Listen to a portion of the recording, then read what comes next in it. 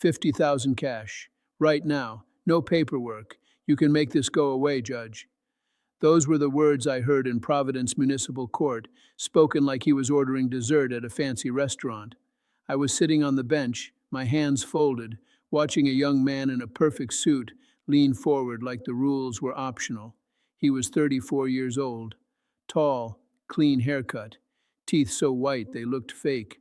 His watch flashed when he moved his wrist, like a tiny lighthouse. He had the kind of smile that says, "I always get what I want."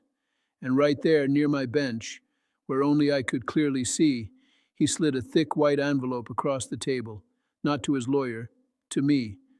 Under the table edge, like we were in some backroom deal. I could smell the sharp cologne on him even from my seat. I could see the bailiff's eyes tighten.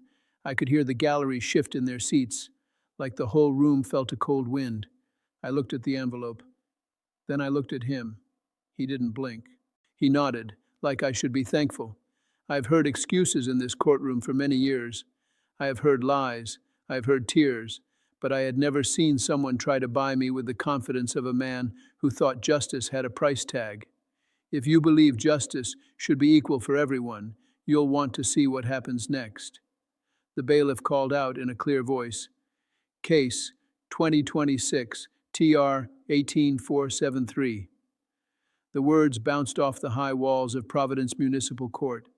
The room smelled faintly like old paper and floor polish. The flags behind me stood still. Everything felt normal, but it wasn't normal. I looked down at the file. "Good morning," I said, calm and steady. "Let's begin." The defendant stood at the table and adjusted his cufflinks like he was on a runway. His name was Dr. Adrian Kessler, a surgeon, not just any surgeon.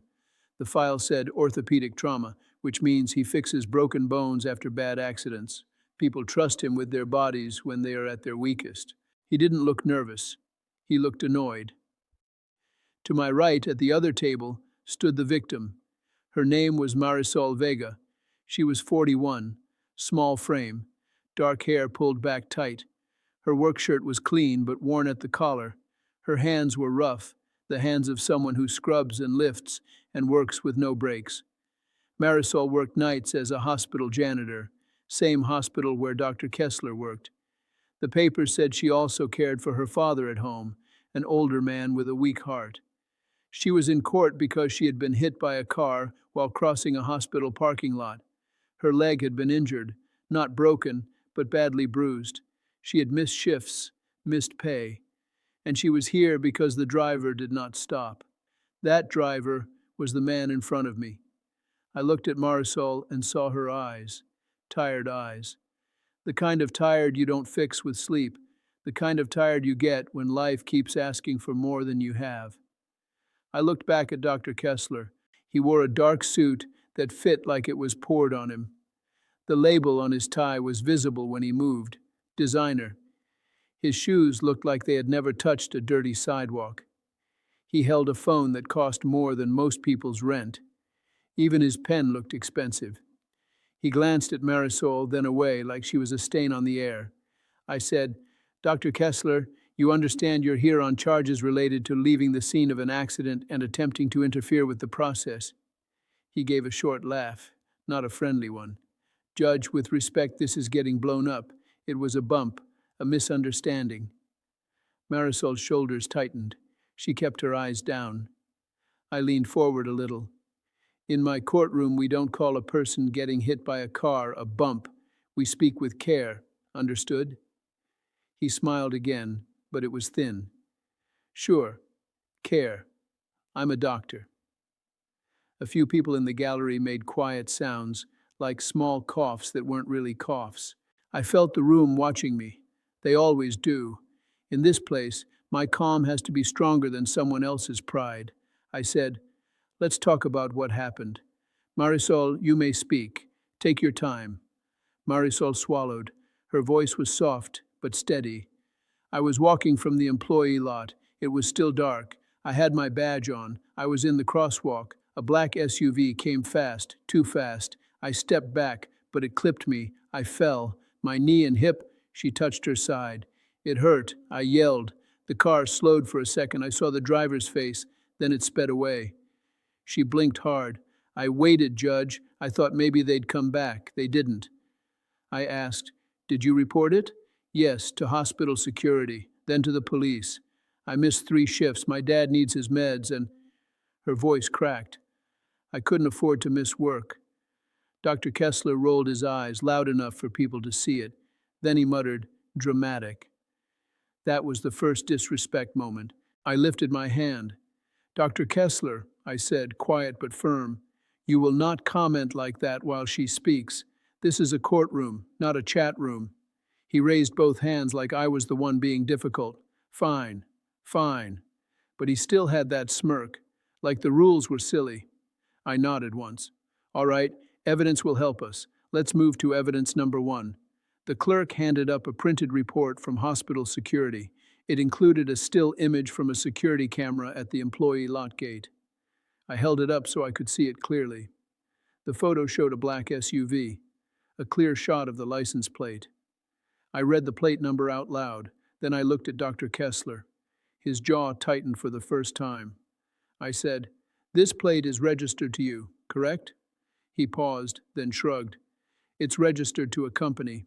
My practice. Yes, I drive it sometimes." I asked, "Sometimes? Were you driving it that morning?" He leaned on the table. "Judge, I do surgeries at all hours. I'm exhausted. I don't remember every turn I take."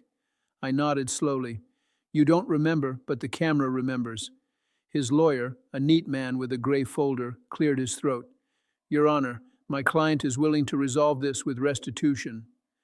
Restitution means paying money to cover harm. I always explain it plain because court words can confuse people. I said, "Paying money does not erase choices. We'll keep going." Dr. Kessler tapped his phone. Tap, tap, tap, like he was bored. Then he said, "Can we speed this up? I have patients, real emergencies." That was confrontation number 1 in the escalation. Minor disrespect, quick and sharp. I looked at him. In this room, everyone's time matters, and Marisol's pain is an emergency to her. Sit still. A soft moved through the gallery, like agreement. I turned the page in the file. Now, evidence number 2. The prosecutor stepped forward with a record of phone activity, not just calls, a log from Dr. Kessler's own vehicle system, which showed outgoing calls made through the car's hands-free screen. The prosecutor said, "Your Honor, the vehicle system shows a call placed at 5:18 a.m., 1 minute after the incident, to the defendant's office manager, Ms. Lila Trent." I asked, "Dr. Kessler, do you know Lila Trent?" He straightened. "Of course, she runs my office." I asked, "Did you call her at 5:18 a.m.? He hesitated. "If the log says I did, then I guess I did." I said, "And what did you discuss?" He gave a small laugh again. "Probably schedules. Surgery days are chaos." The prosecutor held up a printed text thread. "Your Honor, we also have the text messages that followed." I looked down and read them. I read them slowly so the court could feel each word. From Dr. Kessler to Lila Trent. "Someone fell. I might have clipped them. Handle it. Make it quiet." Then Lila. "Do you want me to call security?" Dr. Kessler. "No. If anyone asks, it wasn't me. Delete the gate footage if you can." A hush fell over the room. Marisol lifted her head. Her eyes widened, like she had known in her heart, but now her heart had proof. I looked at Dr. Kessler. This is not about being tired. This is about trying to hide. Dr. Kessler's smile returned, but now it was sharp like broken glass. "Judge, you don't understand how hospitals work. People sue for anything. If I stop for every person who stumbles, I'll spend my life in court."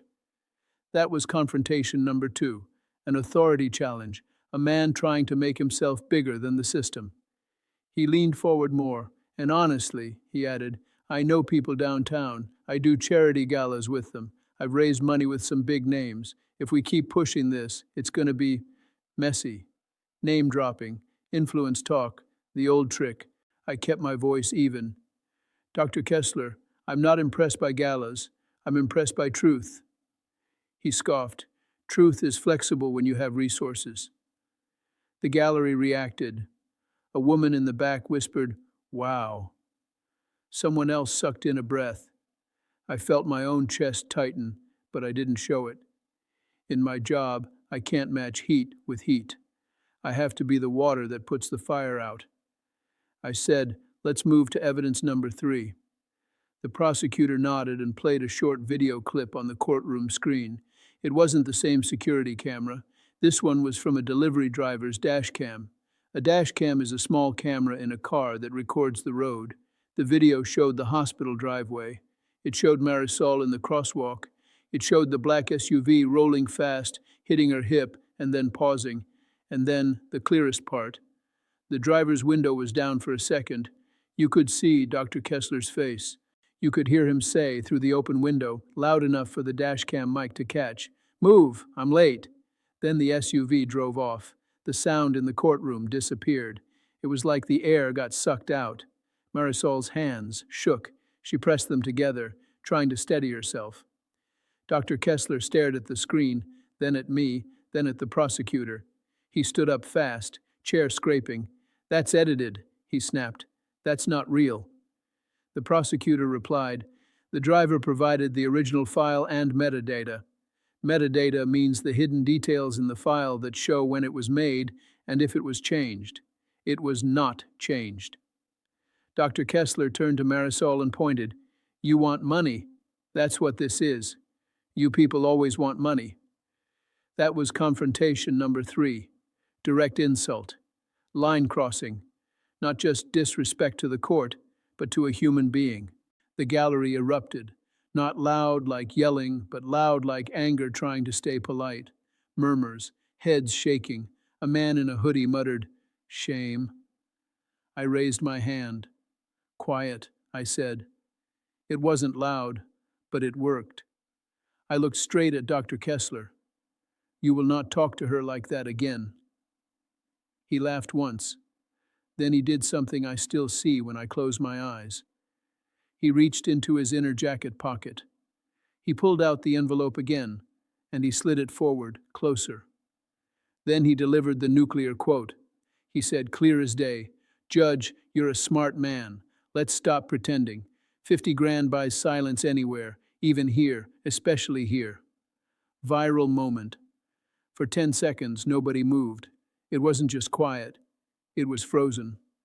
The clerk's pen stopped midair. The bailiff's shoulders went stiff like stone. Even the ceiling fan seemed to slow. I could hear the tiny buzz of the lights above us. Dr. Kessler's face stayed calm. He looked proud of himself, like he had cracked a code.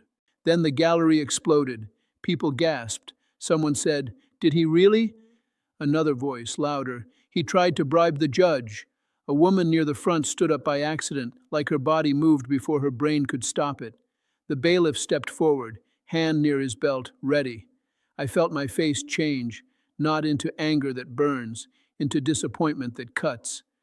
I looked at that envelope like it was a dirty rag on a clean table.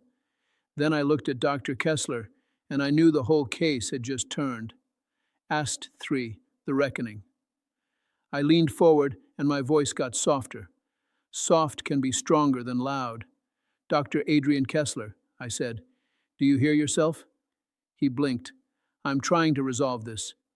I said, "No, you're trying to erase it." I tapped the file. "You hit a woman in a crosswalk. You drove away. You told your manager to delete footage. And now you are sliding money toward me like I'm for sale." He shook his head fast. "I'm offering compensation." I held up my hand. "Stop." I let that word hang. Then I said his name again. "Dr. Kessler, you work in a hospital. You see people scared. You see people in pain. And still, you looked at Marisol Vega on the ground and told her, 'Move, I'm late.'" He opened his mouth. I didn't let him. "Dr. Kessler," I continued, "your life has been doors opening. Private schools, big checks, fancy dinners, people calling you doctor like it makes you better than everyone else." I turned my eyes to Marisol. Marisol's life has been doors closing, night shifts, sore hands, a sick father who depends on her. I looked back at him, and in your mind, that means you can push past her like she's nothing. He swallowed. I picked up the envelope carefully, using just 2 fingers, like it might stain me. I held it up where the whole room could see it. Tell me, I asked, how many bones have you repaired with these bills? How many lives have you saved with cash slid under a table? His cheeks reddened. That's not fair. I nodded. You're right. It isn't fair. It isn't fair that you think this is normal. I leaned back. Let me ask you hard questions, Dr. Kessler. When you drove away, did you think about her father waiting at home? Did you think about her missing pay? Did you think about her fear when she realized the person who hit her was gone? He looked down. I repeated his own words back to him, slow and clear. You said, 50 grand buys silence anywhere. I paused. Dr. Kessler, I said, silence is what bullies buy. Justice is what decent people face. The room stayed quiet now, but different. Now it was listening quiet. I lowered the envelope onto the bench beside me, away from him. In this courtroom, money does not buy respect, and it does not buy forgiveness. The only thing it can do today is help repair what you broke. He tried one more time. Judge, I have a reputation. I can't have this spectacle. I looked him right in the eyes. Then you should have acted with dignity when nobody was watching. I said his name a third time, making sure it landed. Dr. Kessler, being important does not make you immune. It makes you responsible. Marisol wiped her cheek. She wasn't sobbing. She was holding herself together. That kind of strength is quiet, too. I turned to the prosecutor. We are past simple traffic consequences. This conduct includes an attempted bribe in open court. I looked at the bailiff. Stand by. Dr. Kessler's eyes widened. Wait. I raised my hand again. You already spoke. Now I will. Act 4, Sentencing. I took a breath and I announced the sentence in stages so each part could be understood. First, I said, financial penalty. I looked down at the numbers. Dr. Kessler, you will pay $12,500 in court fines for leaving the scene and reckless driving. He started to speak. I held my hand up. Second, restitution. I turned to Marisol. Marisol Vega missed wages and had medical costs. I looked back at him. You will pay $8,1040 to cover her missed work shifts, her medical copays, and transportation for follow-up visits. That payment will be made through the court, not directly to her. That means there is a record, and nobody can twist it. He swallowed again. Third, I said, license suspension. I let the room hear it. Your driver's license is suspended for 180 days. His head snapped up. I can't. I'm a surgeon, I answered. Then you will arrange rides like every other person who loses a license. Your job does not cancel consequences. Fourth, I said, community service. This is where I made it tied to what happened. Dr. Kessler, I said, you will complete 240 hours of community service. He scoffed. I cut him off. Listen, I continued. You will do it at the Providence Rehabilitation Outreach Center. It is a place where people relearn how to walk after injuries. You will not be a doctor there. You will not wear your white coat. You will wear the volunteer shirt. You will clean equipment. You will push wheelchairs. You will restock braces and crutches. I spoke slowly.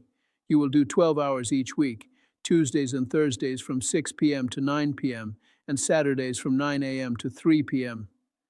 I could see the math hit him like a slap. I added, you will be supervised by the center director, Ms. Dana Hollis. She will report your hours to the court every 2 weeks. Fifth, I said, public accountability. I held up my pen. You will write a handwritten apology letter to Marisol Vega, 1 full page, no typed printout, no assistant writing it, your own hand. He stared, insulted by the idea. I went on, and you will record a 60-second public service message, a short video court-approved to be shown at the hospital staff safety meeting and at 2 local high schools. I explained it simple.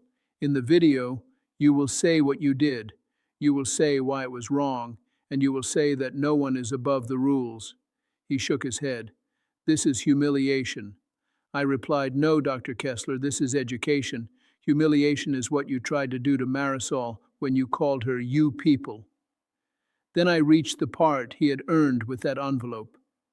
"Sixth," I said, "special conditions due to your behavior in this courtroom." I looked at him hard. "You attempted to bribe the court. That is contempt. Contempt means you showed open disrespect for the court's authority."